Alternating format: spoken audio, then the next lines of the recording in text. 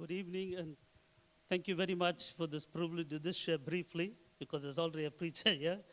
Um, when I was looking at that hymn that we were singing, What a Friend We Have in Jesus, many years ago that had a tremendous impact, because there was a lady, her husband used to give he was an alcoholic, and he was constantly giving a problem, beating her up, was not giving any money to her, and she has to try and do something to put food on the table. And one evening, he was so drunk that he fell into the boat. He went to the docks, he fell into the boat.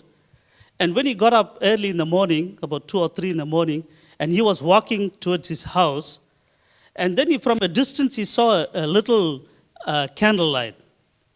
And when he came to the house, and he opened the door, and there was his wife, who washed his clothes, mended his clothes, and started ironing, had his food ready, and started singing, What a Friend We Have in Jesus. And that had an impact on his life. By her silent behavior, she won her husband to the Lord.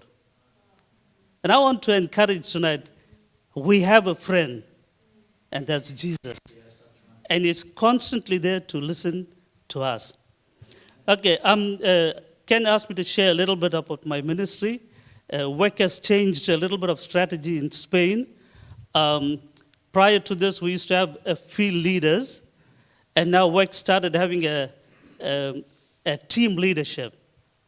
So I am the president of WEC Spain, which I represent before the government, but we have a leadership team that's 5 of us on the leadership, and I'm on the pastoral care, which I have to look after 40-odd workers from different nationalities and travel right to the Basque Country, to Asturias, Granada, Galicia, and Madrid.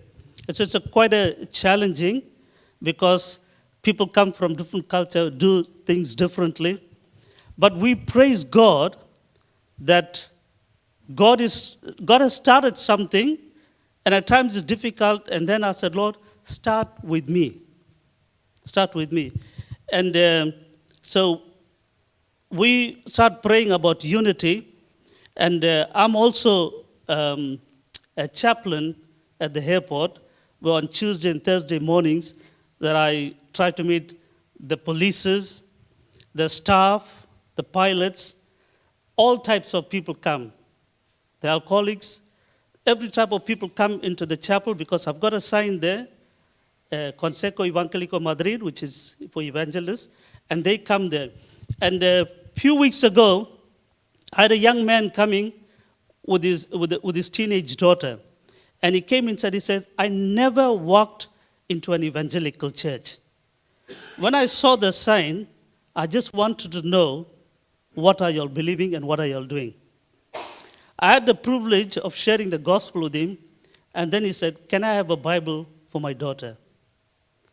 And so I'm in contact with him. And 2 weeks ago, a lady of 72, 74 walked with another young lady into the chapel at the airport, because front of me is a Muslim chapel, and then the Catholic chapel, and I'm on the evangelical chapel.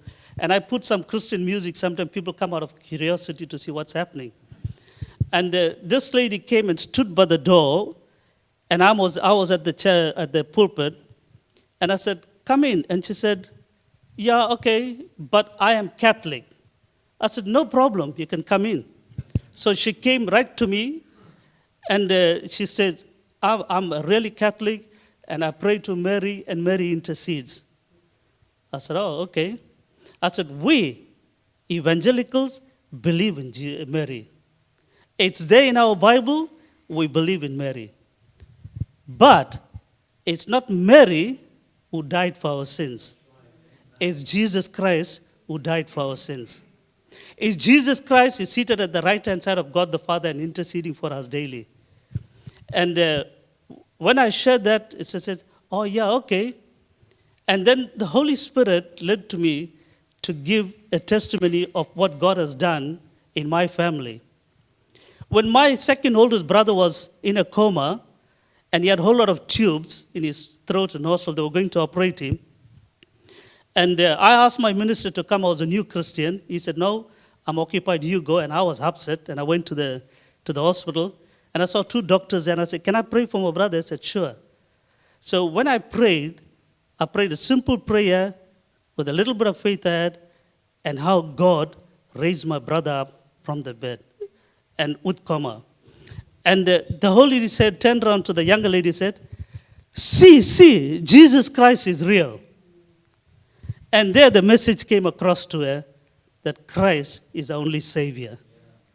And then I said, I got 7 ways to accept the Lord. And then I said, there's a vitamin for each day. And she took that and she said, thank you very much. I'm going to read the Bible from today onwards. So there's opportunities that we can't. We have to be at the right place at the right time. And God, He does the work. And I've been really blessed. And I think tomorrow they want me to share on prayer. And I just came back from our international office. I was in London. And one of the things is that prayer is important, and prayer is the only way that God answers when we come to Him. But when there's no unity, when there's no true repentance, then God never moves. God never works. So I would like tomorrow to let the ball rolling before we talk about prayer. I would like to talk about 3 keys to unity, which I'll touch very little bit tomorrow. One is, don't complain. Nothing destroys unity quicker than complaining. The second one, mind your own business. And it's there in the Bible. I'll show you tomorrow, not today. I'll show you tomorrow where in the Bible it is, mind your own business. And the number 3, sacrifice your own dreams and desires. If you sacrifice your own dreams and desires and put the Lord above all your desires, then only He will start blessing. And it's, as I said last time when I was here, only 0.2% evangelicals with 45 million, apart from the illegal people that we're talking about. And God started moving now. The Holy Spirit is bringing, through crisis or whatever it was, but God started bringing people to Him. And I want to encourage you, the unity is important.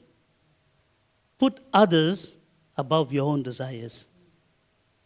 And when you start doing that, God will start moving and you shall see great things happening. Thank you very much.